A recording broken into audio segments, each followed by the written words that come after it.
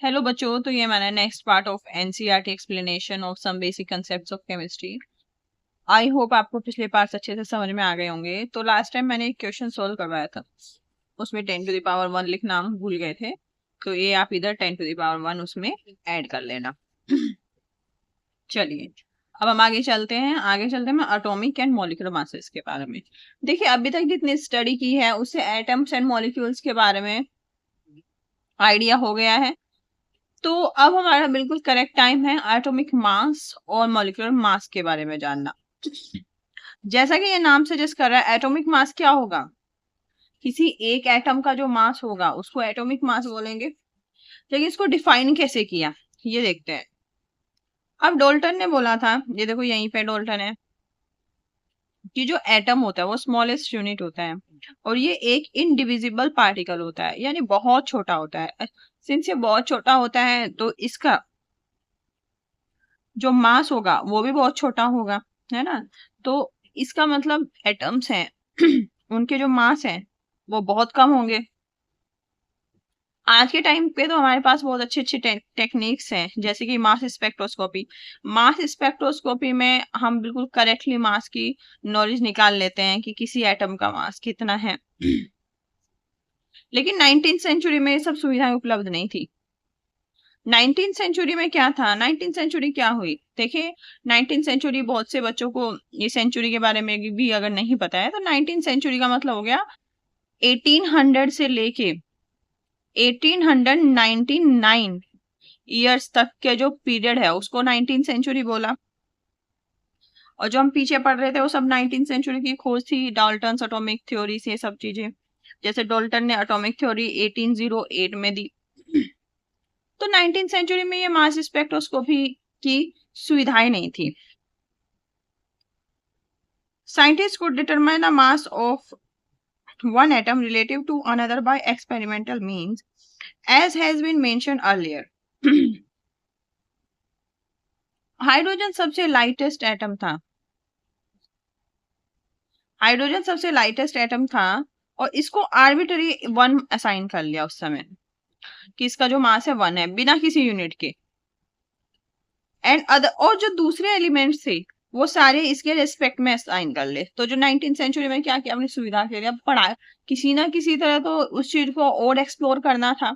अब और एक्सप्लोर करने के लिए क्या किया, आर्बिट्ररी हाइड्रोजन को बोले कि ये सबसे छोटा है, इसको हम 1 मान लेते हैं, कोई यूनिट भी नहीं देते हैं। और जो बाकी के एलिमेंट्स थे बाकी के एलिमेंट्स के जो एटम्स थे उनको हमने हाइड्रोजन के कंपैरिजन में अलग अलग मास कर दिया। लेकिन प्रेजेंट टाइम में तो आपको पता है जो एटॉमिक मास है वो किसके बेस पे लेते हैं, कार्बन 12 के बेस में।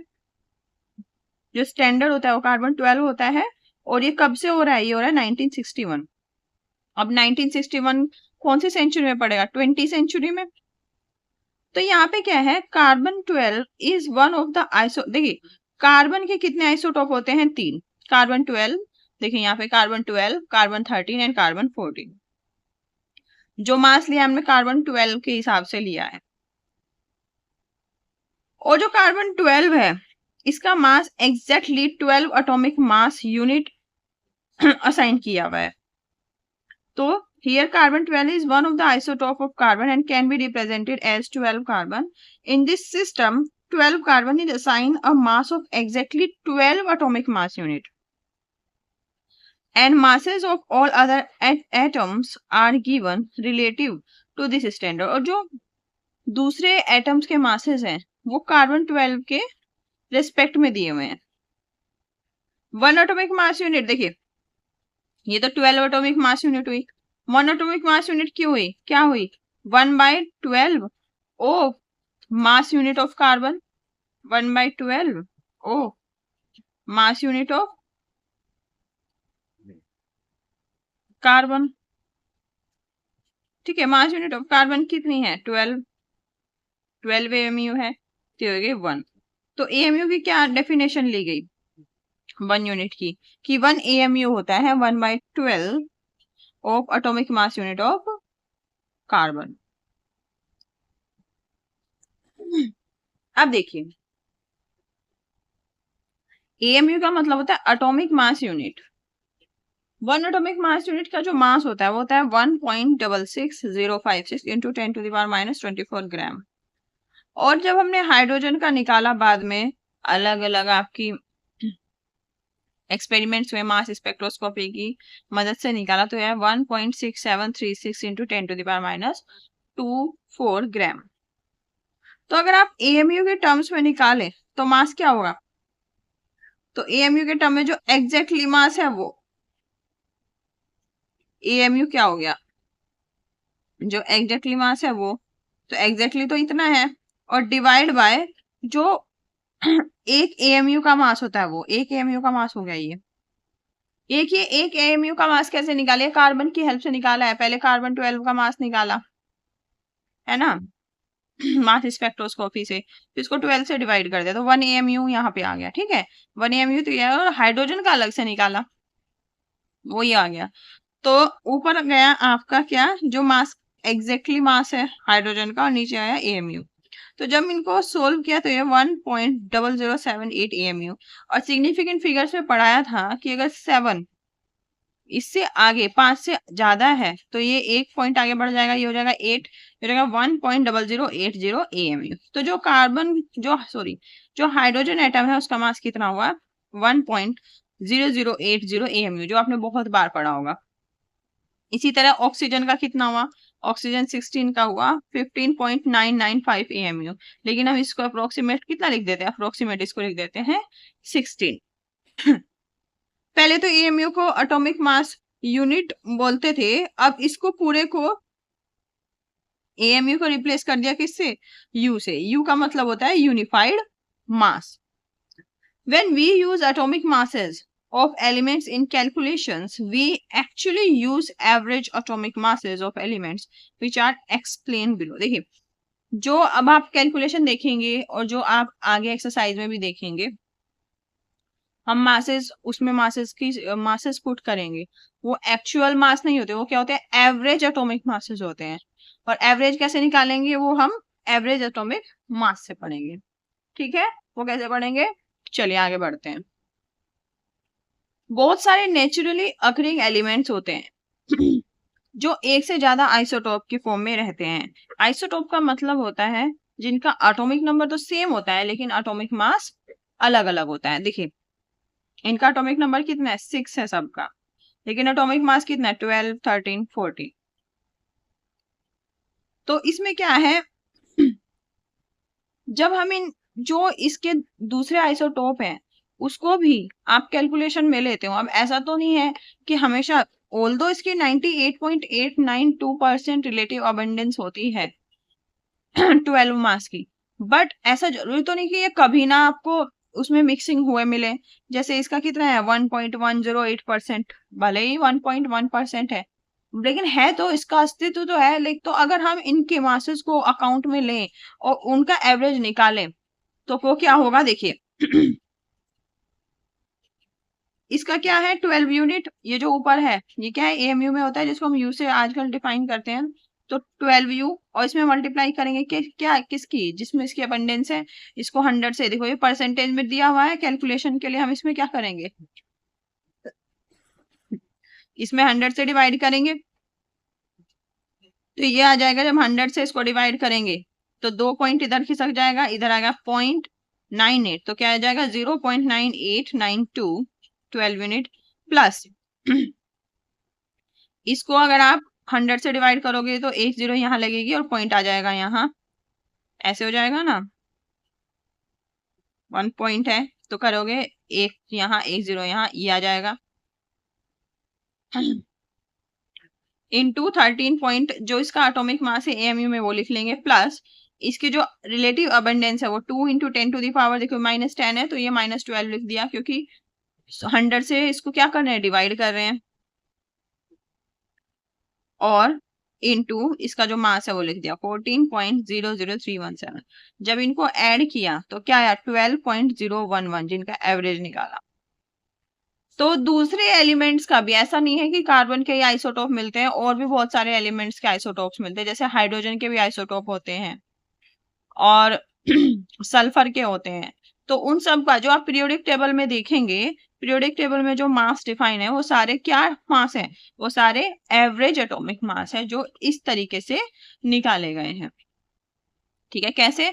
जो उनका एटॉमिक मास है वो इनटू उनकी relative abundance divided by 100 plus जो उनका एटॉमिक मास है वो इनटू उनकी relative abundance divided by 100 plus जो उनका रिलेटिव मास है, जो उनका मास है और इनटू उनकी जो रिलेटिव अबंडेंस है डिवाइडेड बाय 100 और उनको ऐड करके जो आया वो क्या आया? Atomic average atomic mass. अब आता है मॉलिक्यूलर मास, इसको आप ध्यान से पढ़िए। देखिए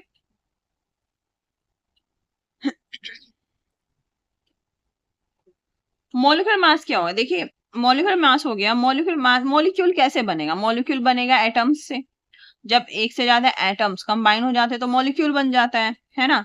तो molecular mass is the sum of atomic masses of the elements present in a molecule. उस मॉलिक्यूल में जितने भी एलिमेंट्स प्रेजेंट हैं उनके एटॉमिक मासेस का जब आप सम करोगे तो आपको मॉलिक्यूलर मास मिल जाएगा। It is obtained by multiplying the atomic masses of each element by the number of its atoms। तो क्या होगा कि जितने भी एलिमेंट्स हैं, एक तरह के एलिमेंट्स हैं, उनको क्या करोगे? उनका एटॉमिक मास लोगे और जितने वो हैं उनसे मल्टीप्लाई कर दोगे, प्लस जो दूसरे हैं ऐसे कर करके आपको क्या करना है? उनको भी एड ऑन करना है। तो देखिए डेफिनेशन से तो ये आपको बहुत कम समझ में आएगा, लेकिन आज जब आप इसको निकालेंगे तो बहुत इजीली समझ में आ जाएगा। तो इसमें जैसे दिया हुआ है मीथेन का, मीथेन हो गया आपका CH4, यही होता है केमिकल फॉर्मूला ऑफ मीथेन। और मीथेन का, मीथेन में कितना है? एक कार्बन है और 4 हाइड्रोजन है, यही है। अब मीथेन का देखो, मीथेन का तो एक ही एटम है, तो मीथेन का मैंने अभी एवरेज एटॉमिक मास देखा था, कितना था? 12.011 यूनिट। क्या था? 12.011 U प्लस। अब हाइड्रोजन के कितने हैं? 4 है, तो 4 में यहां लिखूंगी 4, जो ये वाली टर्म है ये मल्टीप्लाई में आ जाती है, और इनटू जो हाइड्रोजन का मास है वो लिख लेंगे। हाइड्रोजन का मास देखिए उसका भी निकाला था यहाँ पे, ये रहा 1.008, यहाँ क्या लिखेंगे? 1.008। तो क्या हो जाएगा? ये हो जाएगा 12.001 U, यहाँ भी U का मतलब क्या है? यूनिफाइड मास। और जब इसमें 4 की मल्टीप्लाई करेंगे क्या आएगा? 4 8 जा 32, 400.41 जा 4 U। अब इनको ऐड कर लो, ऐड करके क्या आएगा? यहाँ भी 3, यहाँ भी 3, 2 and 1 3, 2 and 1 3, फिर 3, फिर 0, नहीं 4, यहाँ पे आएगा 4.1 and 2 3, और ये 12.011 है, तो 1 and 3 4, ये आएगा 0 and 4 and 2 6 and 1, इतना U आ। तो देखो मैच कर गया इससे। इसी तरह अगर आपको H2O का निकालना हो, आपको किसी का भी निकालना हो, बिल्कुल ऐसे निकालेंगे। H2O का कैसे निकालेंगे? 2 इंटू क्या? Atomic mass of hydrogen plus oxygen एक ही है तो ऑक्सीजन, तो हाइड्रोजन का कितना होता है? 1.008, और ऑक्सीजन का कितना होता है? ऑक्सीजन का आपने लिया कितना? 16 U। तो कितना हो जाएगा? 2 8 जा 16 एंड 0.21 जा 2, ये हो गया 16, ये हो जाएगा 16 एंड 2 18.016 U। तो इसको अप्रोक्सीमेटली क्या लिख देते हैं? 18 U। या फिर देखिए ये इस 1 से आगे ये जो 6 है ये 5 से ज्यादा, या फिर इसको लिख सकते हैं 18.0, तो एक बढ़ जाएगा, ये हो जाएगा 2। लेकिन अगर आप आगे कैलकुलेशन में देखेंगे ना तो इसको 18 ही लेते हैं, ताकि हमारी कैलकुलेशन क्या हो जाए? इजी हो जाए, है ना? तो देखिए इस पे क्वेश्चंस भी हैं आपको इनके। ये तो मोलर मास हो गया, तो चलिए आगे चलते हैं, फॉर्मूला मास क्या होता है।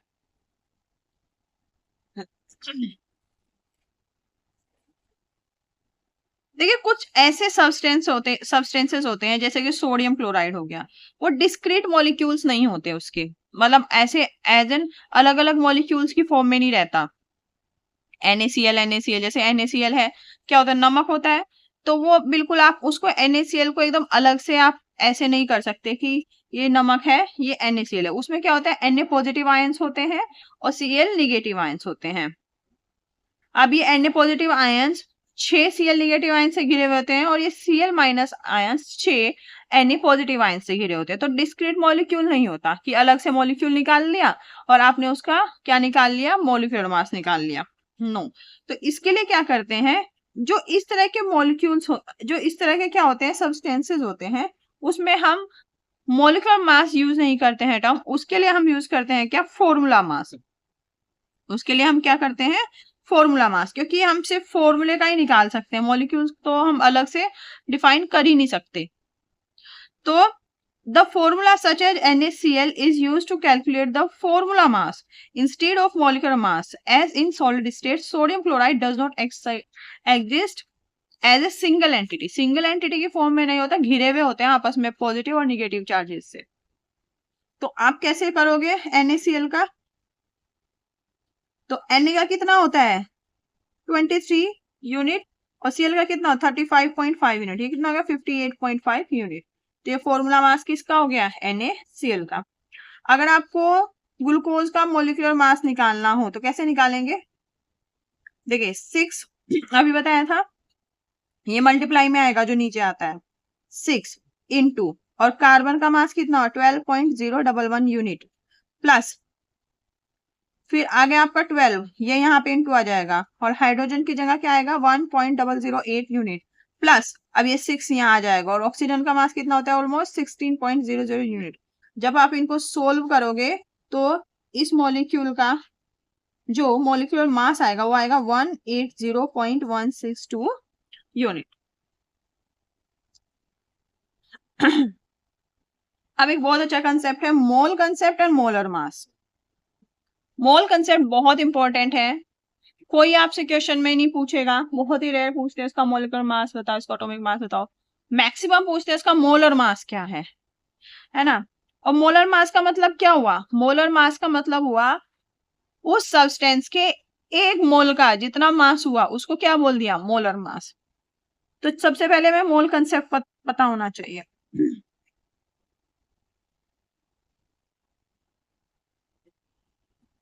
देखिए हमें पता है कि जो एटम्स और मॉलिक्यूल्स है बहुत ही एक्सट्रीमली स्मॉल होते हैं, बहुत छोटे छोटे होते हैं,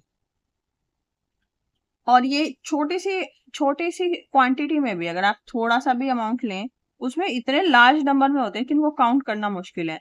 अब काउंट करना मुश्किल है तो उनके जैसे मास निकालना मुश्किल है। जैसे अभी तो हम क्या निकाल रहे थे, मॉलिक्यूलर मास निकाल रहे थे, तो हम एक मॉलिक्यूल का निकाल रहे थे, है ना। अभी आपको एक चीज दे दी, उसमें बोल दिया इसमें इतने इतने मॉलिक्यूल्स है उनका निकाले, तो पहली तो बात वो मॉलिक्यूल्स ही काउंट करने बहुत मुश्किल है, एटम्स ही काउंट करने बहुत मुश्किल है। तो इस समस्या से निजात पाने के लिए जो मोल कंसेप्ट आया इनको हैंडल करने के लिए, जैसे दर्जन में 12 आइटम होते हैं, 1 डजन 12 आइटम्स, जैसे एक दर्जन केले लेते हैं हम उसमें 12 बनानास होते हैं, स्कोर में 20 आइटम्स होते हैं, ग्रोस में 144 आइटम्स होते हैं, है ना। तो इसी तरह ले लिया क्या, मोल, तो मोल में कितने आइटम होते हैं और इसका सिंबल होता है मोल। एसआई सिस्टम में मोल का क्या सिंबल होता है, मोल, और ये 7th बेस क्वांटिटी है।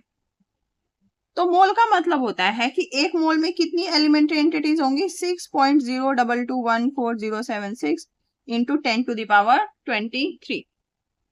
आप कोई भी एंटिटी लो, चाहे वो प्रोटॉन हो, चाहे वो इलेक्ट्रॉन हो, चाहे वो एटम हो, चाहे वो मॉलिक्यूल हो, चाहे वो कंपाउंड हो, अगर 1 मोल ऑफ समथिंग किसी ने डिफाइन कर दिया तो 1 मोल का मतलब है उसमें इतने नंबर ऑफ मॉलिक्यूल्स या एटम्स या आयंस जो भी मेंशन कर दिया उसमें इतनी क्वांटिटीज हैं, इतनी क्या है उसमें, एंटिटीज हैं। ठीक है, तो और इसको जब डिनोट किया, इसको डिनोट किया Na से। Na बोलते हैं हम एवोगैड्रो कांस्टेंट को, Na बोलते हैं हम क्या, एवोगैड्रो कांस्टेंट को, और इसकी जो यूनिट है, इसकी यूनिट है तो मोल इनवर्स। मोल इनवर्स मतलब इतना पर मोल, यानी एक मोल में इतनी एंटिटीज आपकी प्रेजेंट है। और इसका सिंबल क्या है? एन। जो सिंबल है इसका, जो मोल है उसका जो सिंबल है वो है स्मॉल एन।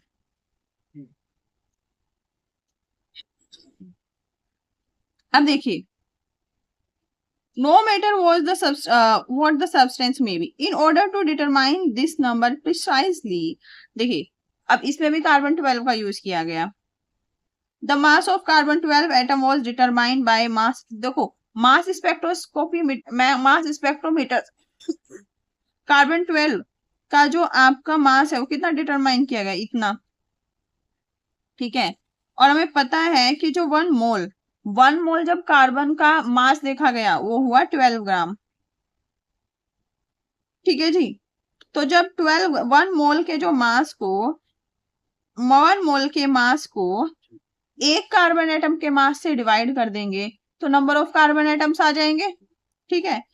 तो जब 1 मोल कार्बन का 12 ग्राम आया, 12 ग्राम को 1 मोल कार्बन के मास को जब एक कार्बन एटम के मास से डिवाइड कर देंगे तो आपके सारे जितने भी उसमें कार्बन एटम्स हो जाएंगे।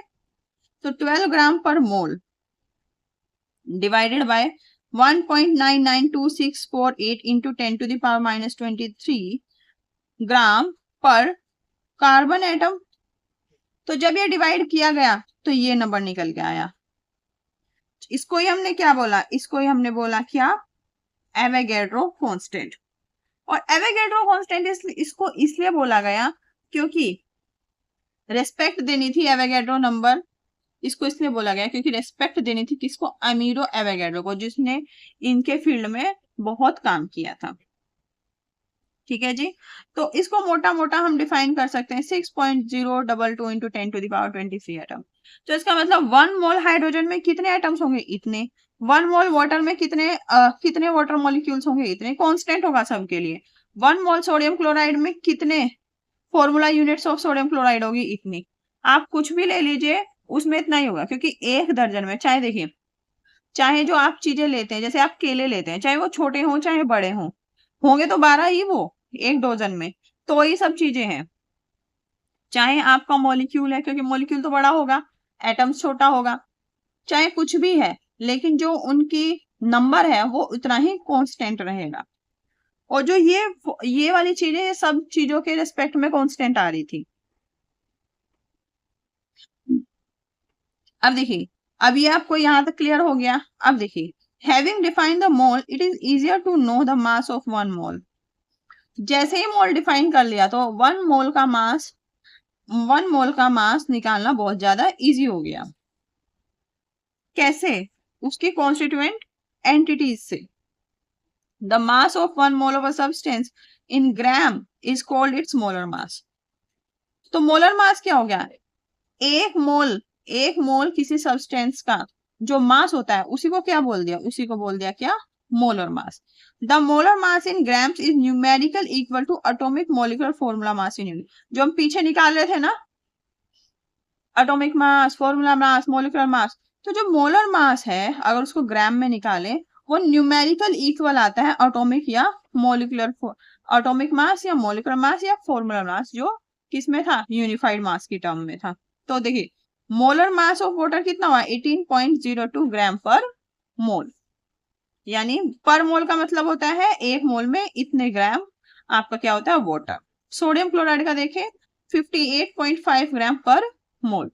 तो यानी कि जो भी अभी हम यू की टर्म में मास पढ़ रहे थे वो एक्चुअल में क्या है? वो उन सब एंटिटीज का मोलर मास है। तो आई होप आपको यहां तक समझ में आ गया होगा अच्छे से। देखिए, अब इससे रिलेटेड कुछ क्वेश्चंस हैं। आपके क्वेश्चन नंबर 1 है कि जो ये एंटिटीज हैं इनका आपको क्या निकालना है? मोलर मास निकालना है। इनका कैलकुलेट, ये तो मास परसेंटेज का आ गया। फिर है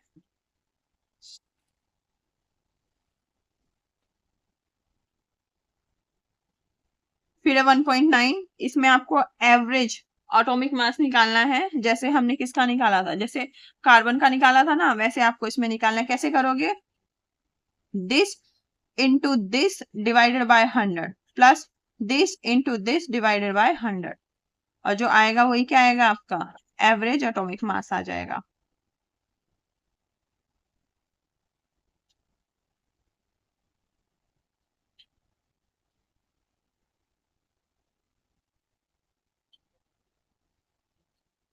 ये वाला आपको करना है 1.10,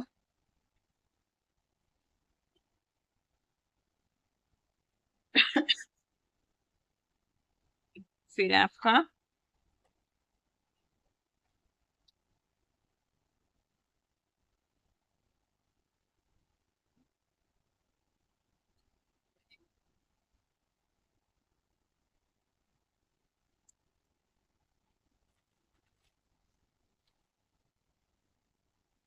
और आपको ये करना है 1.28,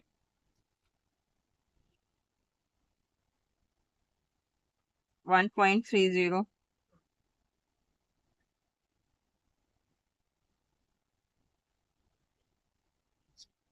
और ये हो गया 1.32,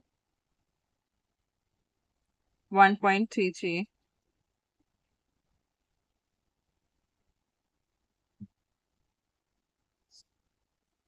तो ये हो गए 4 क्वेश्चन, तो ये हो गए देखिए, और आपके हो गए 1.10, एक हो गया 1.9 और एक हो गया 1.1। तो ये सब क्वेश्चन आप बिल्कुल अपना घर से करें, और आपको पता है कि नेक्स्ट वीडियो में सबसे पहले इन्हीं का सॉल्यूशन होगा। अगर आप साथ के साथ ये सब होमवर्क करते चले जाएं तो आप मान के चलिए आपके कंसेप्ट बहुत ज्यादा स्ट्रॉन्ग हो जाएंगे। तो अगली वीडियो में हम इन्हीं से स्टार्ट करेंगे, तो आप लगे रहिए। और इसके बाद देखिए, इसके बाद बहुत इंपॉर्टेंट टॉपिक आएगा, वो आएगा परसेंटेज कंपोजिशन। इससे भर भर के क्वेश्चन आते हैं, जो क्वेश्चन आते हैं इसी से आते हैं। और इसको समझने के लिए आपको मोल कंसेप्ट समझ में आना चाहिए, मोल से रिलेटेड जितने भी कैलकुलेशन है वो समझ में आनी चाहिए। तो इसलिए ये नहीं पढ़ा है कि पहले आप जो पढ़ाया है उसको रिवाइज करें, होमवर्क करें, फिर जो सॉल्यूशन होगा उनसे मैच करें, आपको कॉन्फिडेंस बूस्ट होगा। उसके बाद जब आप परसेंटेज कंपोजिशन पढ़ेंगे तो आपको कंपैरेटिवली क्या लगेगा, इजी लगेगा। उसके बाद आपका आता है स्टोक्योमेट्री एंड स्टोक्योमेट्रिक कैलकुलेशन और लिमिटिंग रिएजेंट, ये सारे बाद की बातें हैं। तो देखिए अब चैप्टर ऑलमोस्ट ये आपका कंप्लीट होने वाला है, लेकिन फिर भी थोड़ा थोड़ा इसलिए पढ़ाया जा रहा है ताकि आपको ज्यादा किसी चीज में कंफ्यूजन ना हो, जो चीज है उसमें क्लैरिटी रहे। एक एक वीडियो में एक ही टॉपिक रखते हैं इस वजह से। ठीक है जी, तो मिलते हैं नेक्स्ट वीडियो में, तब तक के लिए थैंक यू सो मच।